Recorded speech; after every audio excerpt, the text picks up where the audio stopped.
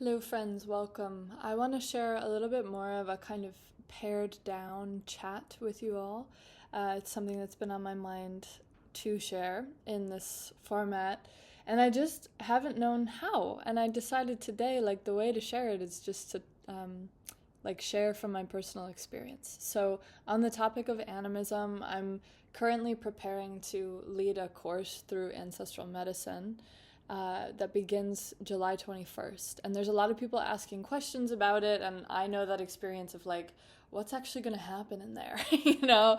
And it's an interesting dynamic where obviously Daniel Four is the kind of lead teacher at Ancestral Medicine, this organization that I work with.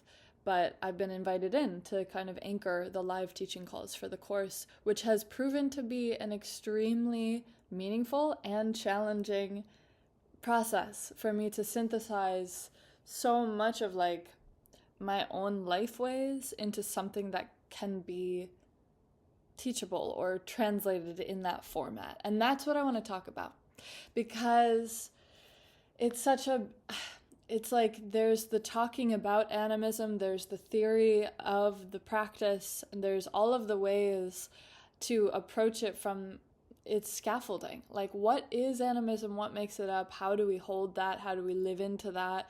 You know, kind of creating the architecture for our mind to understand what it is we're trying to enter into, right? Through a relational lens.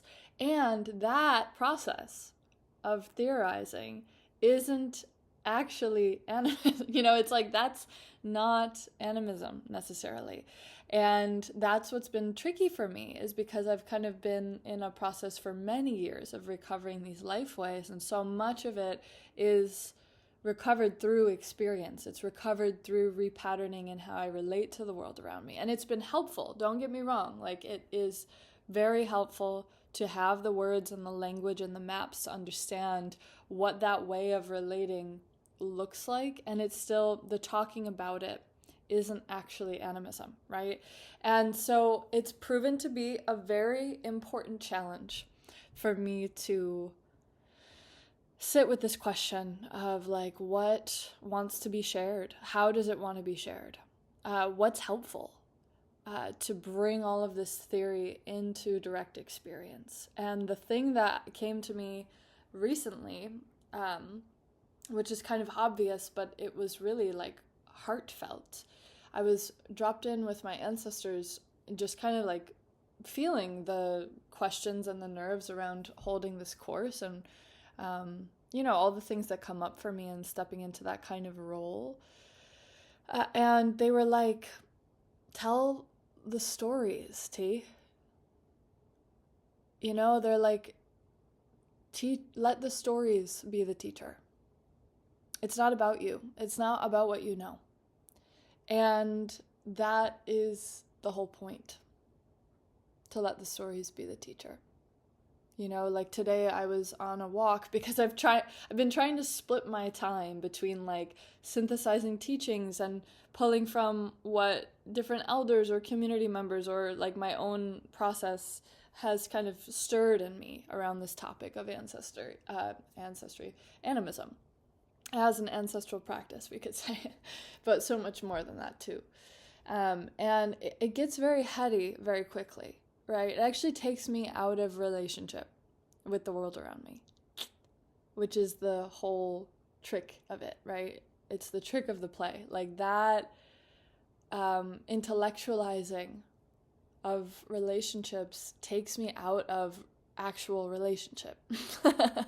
So I've been, kind of trying to split my time with preparing for this process, to go out and to be with the teacher that is the land. Oh, and to be with the presence where relationship actually occurs. Like the space where animism is experienced is created through presence and being teachable and taking on an orientation of like, let me be the listener here. Let me not come in to the landscape or my relationship with anything as if I know something. let me actually check myself, like right size myself with the orientation that I don't really know nothing at all. I love that.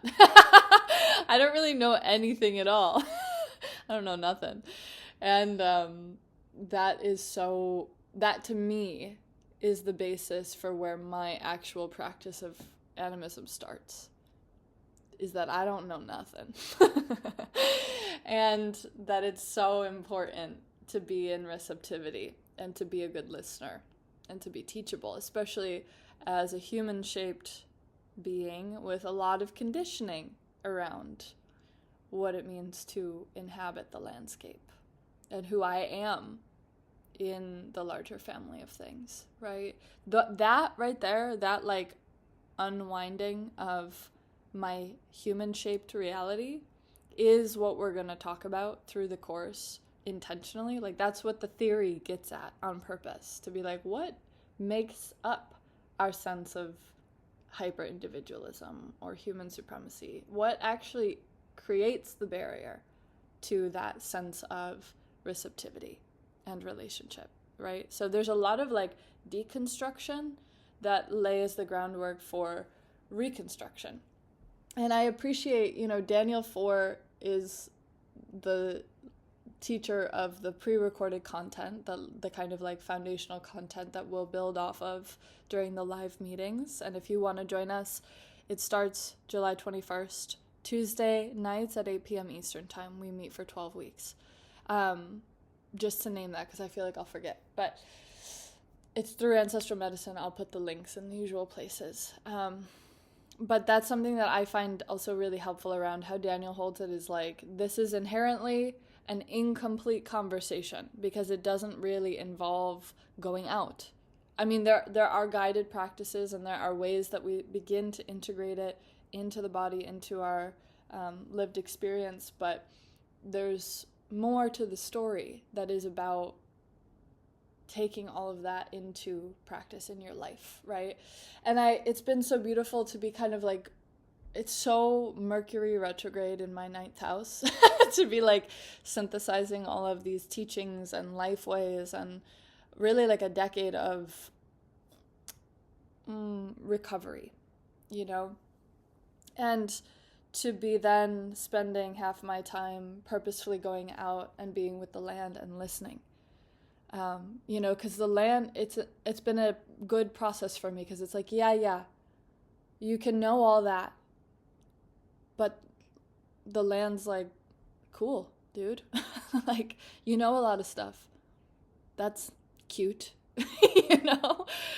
She's like, you don't really know me. Like, none of that really allows you to know me more than you did. It sets you up for knowing me. It sets you up for being able to learn and listen and be in relationship. But it doesn't tell you anything about it yet, right? That's so important. I went out today on my little daily time spent with the land, and I came across, I was walking around just like, I've been making it a practice to go and spend time each day noticing who is blooming and who's interacting with those new people that are blooming, and what's happening in the landscape as it changes. The milkweed was flowering just a few weeks ago it began, and now she's like starting to change. And so spending time with this and being so moved by like the beautiful intertwining of blessed thistle starting to come up with her little purple shoots intertwined with like the pale pink of the milkweed and the honeybees. It was just like a perfect moment seeing them together. And I turned the corner and there was a very bright yellow flower that I think I knew who it was. But I spent a minute before I came in with this like, I know you. I know all about you. I know what the books told me about what you're good for and where you come from and all of this stuff, right? Like it doesn't actually, I'm not actually knowing you. I'm projecting onto you what I think I know about you. And I sat there and I asked, Like, are you who I think you are? I thought it was St. John's wort. I've never really been in relationship with St. John's wort so directly. It's just, she's flown under my radar quite a bit. But I could feel the familiarity. I could feel like you're familiar to me. And not because I saw a photo in a book, not because all of the lore that I've learned. It's like you were familiar to me. It was a felt sense that I will never be able to really get at with words. And it made me cry. And that's where, in that moment of like tenderness, of feeling, whoa, there's a connection here, there's a kinship, there's a relatedness here that I'm experiencing. And then I let my people kind of come in, and I felt the way that St. John's wort is so important, ancestrally speaking, and all of this like memory around it, that I, rather than projecting it, I let it kind of arise through the space between in tenderness. And so then I kind of asked again, like, who are you? Without my projection of that being St. John's wort and all that I know about St. John's wort. And the plantkin was like, return, like come back another time and I'll tell you more. And it was this really stunning sense of like, you don't just get to come around here and ask me for my lore and ask me for my wisdom. This is the first time we've met. Like, I don't know you. You don't know me. Let's, like, be in relationship a little bit more. Like, come back. Come back later, and I'll tell you another time a little bit more about me. And it's so stunning and confronting how much the laws of relationship with any other fucking human apply to everything else, right? And in some ways, I'll say this admittedly, I'm such a student of relationship of all kinds, human or non-human. And so it's like in the tension of, do I know how to be in relationship with anything well? Like, that's the real teaching. That's the tension. But it's also not to come in with this assumption that I know already. You know, I feel the same way about astrology. That's why I'm so kind of staunch about what it means to hold astrology in an animist view. It requires you being, personally, this is my perspective, it requires you being like, I don't know shit. I actually don't know. Like, I know all the things that I've read about Venus, but do I really know Venus? Have I asked her directly if any of that really applies or resonates? Have I tried to actually feel her in it? Or is it just mind? Mind is not relationship. Mind is often projection and assumption and expectation. And then, of course, unfortunately, extraction. Oh, you're good for this. I know that this is what you do. This is how I use that. And that sets the basis for relating, which is fundamentally not actual connection or relationship. So anyways, for me, relationship is about like recognizing the animacy of another being. And that then means that we have a responsibility to one another. Full stop. Like point A to point B for me. Actual relationship, like being in relationship with something, not just like relating to what I know about a thing. Is like curiosity and receptivity to learn about other, and then also understand that we have, you know, to be in relationship in a way is to be in a shared agreement around how we're holding this secret third thing that is the space between us, that has a lot of responsibility around it, you know? So these are just some threads that I've been sitting with in the hopes that maybe some of y'all resonate and will join the conversation, because when we have these live calls, there'll be a lot of time for discussion and questions and shares, and also like taking it to practice on purpose. So I do want to share, because it's a question that comes up, and it's also a question that I feel is important for me to like position myself around, you know, this like, where am I speaking from? as a person that is a self-proclaimed animist, which I'm skeptical of even like having to label it or title it. You know, like most of the people in the world, even in my community, in my family that are animists, don't need to identify as such. And I actually sometimes get confused by the label. You know, so the label itself, of course, is signaling something. A friend of mine recently said, like, it's kind of a political statement to a certain degree, or like a social positionality, which I agree with. It's helpful. I still put animism on my shit on the internet to position myself in that way, but it's tricky. Like, I have a lot of resistance, honestly, about doing so, because it's like, it's the semantics of whether or not it's really what's going on. Just in the same way that talking about animism isn't necessarily practicing animism. It's theory, not practice or embodiment. Sometimes it depends on who's talking.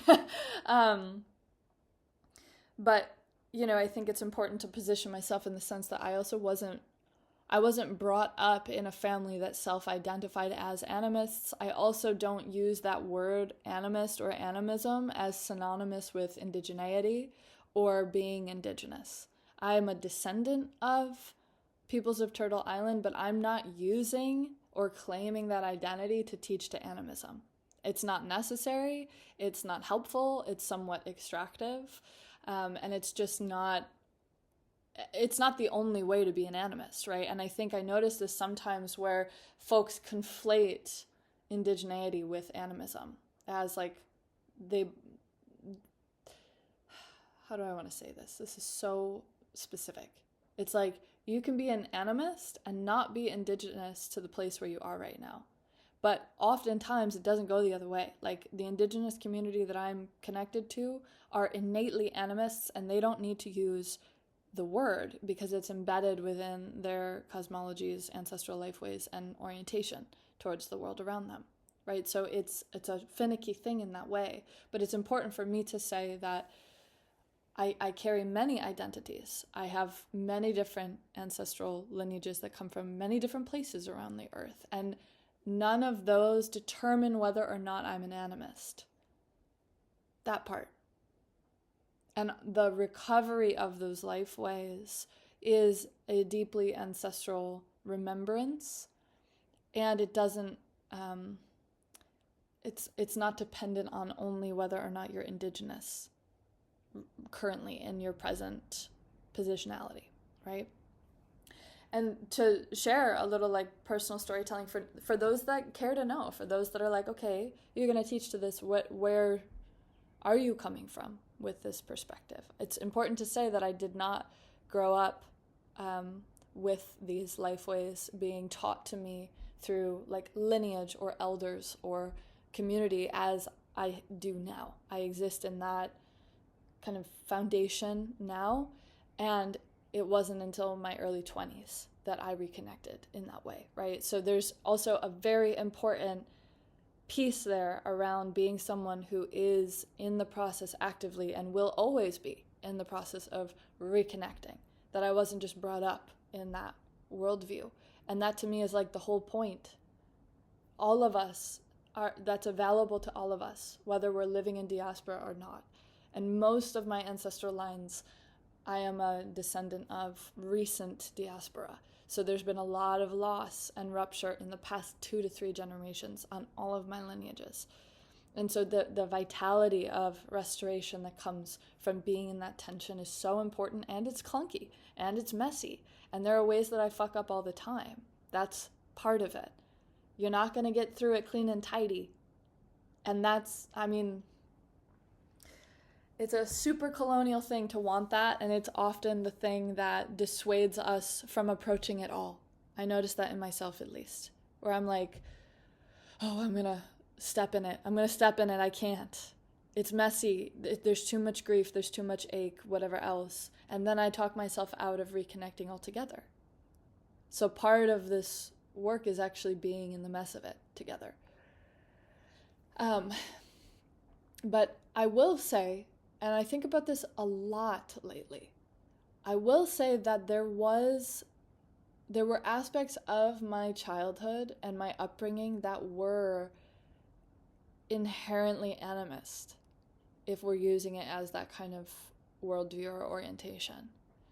In the way my parents raised me and moved through the world and their kind of proclivities, and in the ways that they didn't shut me down. I've written about that quite a bit. I wrote about it more in depth in a recent article on Substack called Animism and the Spirits in Exile, where I go in a little bit into like my own relationship to the spirit world and how my parents just didn't shut it down. And also that created its own kind of mess because there were no maps for off-roading in that way. But, you know, my dad is a map maker and studied to be a meteorologist. Like, he was a man that was and is deeply, it makes me tender. Deeply in devotion to land and sky, and still is. And I directly get that from him, you know, in the ways that he was also constantly paying attention and constantly moved by the movements of the weather and the forces of the land that affected them. Like, every time there were storm clouds coming in, he knew the name and why they were happening, and this relationship between the land itself and the movements in the weather. That did a lot for me. Like, I don't take that for granted. I know I'm very lucky. It's like a real precious privilege to be brought up by someone who was like so attuned to those movements constantly. And his insistence on our relationship to like being with the land, you know, even though he didn't know that that's what he was doing, you know, it was just his way of connection. And all of these rituals and things that he would do every season of the year, man, this will be a nice ode to him someday. We're connected to that, like to be with the aliveness of the earth and the sky. And he wasn't framing it in this like spirit animist way. He was just simply enthralled by those relationships and by tornadoes and by, I mean, he's literally a map maker to this day. You know, he studies the land. And I just see also so many ancestral gifts in that. Like, if anyone wants to know, he has so many earth placements that are in the 4th, 8th, and 12th houses. Like, so much inheritance coming from our ancestors. I know it. And there's beauty there. And on the other hand, you know, my mom is a magical person. And like, I've shared about this so much here because it has shaped me. Like, these are the relationships that shaped me. This is how I position myself in relationship and just in relationality in general. It's like, this is where I speak from. This is who I come from, right? In Irish, the first question is like, who do you belong to? I belong to like a map maker meteorologist and a woman who, since the day I was born, was completely enchanted by the spirit world.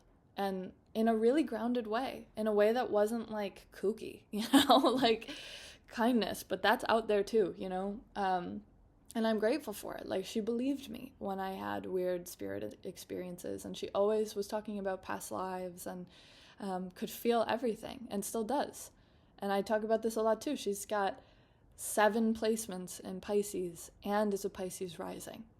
Like, homegirl is slipping, and it's beautiful, but also brought its own kind of challenges in the sense of like, what do we do with all this? And I feel like my generational task or inheritance has unintentionally been to like organize myself around all that energy that was there, trying to find a way to move through. It feels deeply ancestral. I mean, it is. No part of it isn't. And yet, even with those like glimmers of animism in my upbringing, because they were quiet. It's not something that we like centered in our home. Like, they were quiet. And I invite you to think about the ways that there was a quiet undercurrent of remembrance, even in your own household growing up. The power of the overculture to erase those life ways was strong enough to cause me to forget, or just to cause me to not trust myself in what was there and in my relationship to the more than human world. And in many ways, understanding animism through this kind of framework of relatedness gave me a container to like organize all of my lived experience around something that made sense, that resonated, where it's like, oh, this is what I've been experiencing. This is what never got shut down. This is where I found myself, even as a teenager or in college, like drifting off into natural spaces alone in New York City to like find that relatedness everywhere I went and make my entire thesis around it, not even knowing what it was that was trying to kind of like remember itself, put itself back together through me. It's fascinating. And I know that this is something that we all have a little glimmer of. We're not as separate from it as we convince ourselves to be. And the erasure and forgetting that colonization caused and continues to cause, in my opinion, is still not strong enough to wipe it out completely, because it will always bubble up through our animal bodies from the land itself. We will always be able to go back to the land to remember. Nothing can take that from us. Not being flooded in every single sensory orifice all day long through screens. Still, maybe this is dramatic, but for me, there's like an insistence that we not forget who and what we are. That comes from the land itself. And that so generously, it will always be there to help us remember. And so that's the pathway in, is like, okay, let's try and make a mess of it and feel grief and guilt and all the things that need to move through in order to be with what is there. It's such tender work. It's such tender work. And it feels important to land on like what I spoke to earlier. You know, a lot of the teachings and life ways and restoration has come through my own ancestral reconnection, both to like being Irish, being Syrian and Lebanese and Anishinaabe and so many things. Also being, you know, someone who grew up on Turtle Island, near the lakes and the land that first fed me, where I first took my first breath, right? Like all of these things have shaped me. All of them are sources of remembrance. And so plugging back into that web, that circuitry, is a birthright. And there's a lot of ache of the forgetting and the orphanage that colonial rupture has caused. So it's like we have to hold all of it. It's the only way through. And yeah, that feels the most important to share for now. But if people have questions, I hope that there are folks that join us that maybe this is new to, maybe it's familiar to you. Maybe you're living this. Great. Bring your wisdom to the conversation. I think that's the whole point. It's always going to be incomplete without all of our voices. So thanks for listening, and may it be the beginning of larger conversations that are ongoing. Okay, friends, take good care.